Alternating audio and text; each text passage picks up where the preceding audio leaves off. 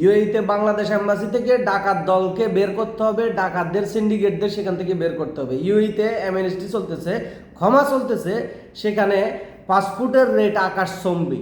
যেখানে প্রথম থেকে পাসপোর্ট বানাইতো মানুষ 205 টাকা দিয়ে, রেগুলার যে পাসপোর্টটা সেটা নিচ্ছে 510 টাকা।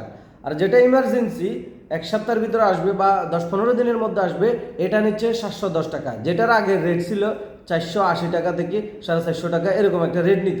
কিন্তু এখন তারা গলা কাটতেছে প্রবাসীদের, যে প্রবাসীদের রক্ত মাংস ফানি করার টাকা দিয়ে তারা চলতেছে, সেই প্রবাসীদের কাছ থেকে তারা জুলুম করে এখন টাকা নিচ্ছে। এটা কি ধরনের ডাকাতি, এটা কি ধরনের অন্যায় প্রবাসীদের সাথে আমি বুঝতে পারতেছি না। আপনারা শেয়ার করবেন যাতে তাদের কান পর্যন্ত পৌঁছায়। আরও গুরুত্বপূর্ণ কথা আছে পরবর্তীতে। আমাদের এখানে প্রতিদিন 4-5 জন এমনি ফাস্টফুডের কাস্টমার থাকে।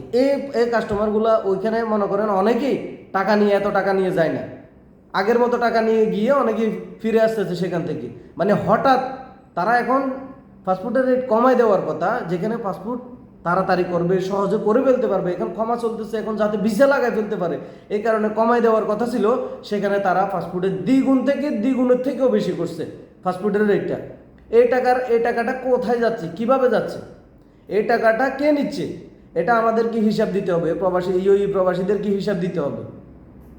এই সরকারকে ক্ষমতায় বসাইতে প্রবাসী না, পুরো বিশ্বের যত প্রবাসী আছে সবাই কিন্তু সর্বাত্মক চেষ্টা করছে, সবাই রেমিটেন্স বন্ধ করছে, সবাই আবার রেমিটেন্স দিয়ে এই সরকারকে ভরাই দিছিল।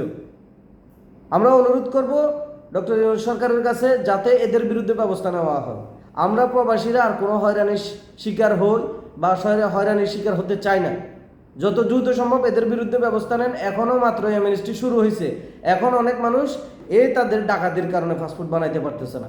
যে ফাস্টফুড 205 টাকা সেটা 510 টাকা কিভাবে হয়, এটার জবাব দিতে হবে আমাদেরকে।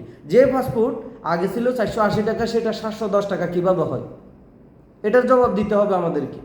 আমরা এটা মানব না। এটা কি ধরনের জুলুম, এটা কি ধরনের ডাকাতি?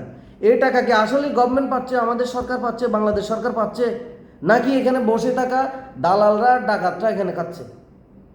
এই কথার জবাব আমাদেরকে দিতে হবে। আপনারা পারলে ভিডিওটি শেয়ার করে দিবেন।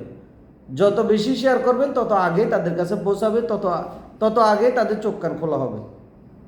তো আমরা এদের বিরুদ্ধে ব্যবস্থা চাই, যত দ্রুত সম্ভব এদের বিরুদ্ধে ব্যবস্থা নিয়ে এদেরকে বাংলাদেশ নিয়ে গিয়ে তারপর সাইজ করুন। এরা এখানে প্রবাসীদেরকে প্রতিনিয়ত হয়রানি করতেছে এম্বাসি থেকে। এম্বাসিতে তো এত কষ্ট করে লাইন ধরে সব কিছু করে অনেকেই ফিরে আসতে হচ্ছে সেখান থেকে। এটা কি ধরনের কথা? আমরা এই ধরনের হয়রানি চাই না। যেই প্রবাসীদের টাকায় তারা চলতেছে সেই প্রবাসীদেরকে তারা হয়রানি করতেছে, সেই প্রবাসীদের রক্ত মাংস চুষে তারা খাচ্ছে। কথা বেশি বলার দরকার নাই, কথা বেশি বলতে পারবো না। যারা বোঝার তারা অল্প কথাই বুঝবে। সো আমাদের দাবি হচ্ছে যে এইসব ডাকাতদেরকে বাংলাদেশ এম্বাসি থেকে, দুবাই, আবুধাবি, যেখানেই এম্বাসি আছে সব এম্বাসি থেকে এইসব ডাকাতদেরকে বের করতে হবে। এই ডাকাতদেরকে বের করে সৎ এবং যোগ্য মানুষ সেখানে স্থাপন করতে হবে। আমরা আগের ডাকাতদেরকে এখানে আর চাই না। প্রবাসে বলেন আর দেশে বলেন, কোনো জায়গায় ডাকাতদের, এই ঘুষখোর, সুদখোর, এই জুলুমবাজদেরকে আমরা কোনো জায়গায় চাই না। ব্যাস এতটুকু কথা। ধন্যবাদ সবাইকে। পারলে একটু শেয়ার করে দিন।